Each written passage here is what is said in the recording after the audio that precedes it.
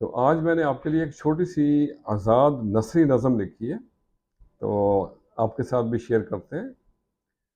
अकेले तुम, अकेले हम, अकेले तुम, अकेले हम।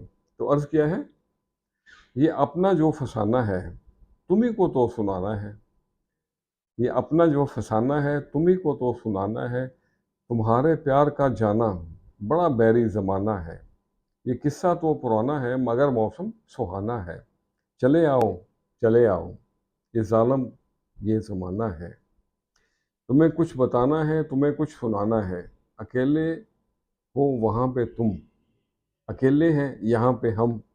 चले आओ, चले आओ, ना होना और तुम बरहम। ये अपना जो फसाना है तुम्ही को तो सुनाना है। बस अब तुम लौट आओगे, बस अब तुम लौट आओगे, नहीं इतना सताओगे। ये अपने प्यार की खातिर हमें वादा निभाना है। ये सारी तोड़ के रस्में तुम्हें आना है, तुम्हें आना है। ये अपना जो फसाना है तुम्ही को तो सुनाना है।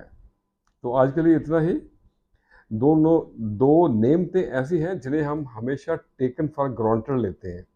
वो है तंदुरुस्ती और सेहत, और दूसरी है फुर्सत और फरागत के लम्हात। खुश रहें और सबके साथ आसानियों का सबब बने। अस्सलामु अलैकुम।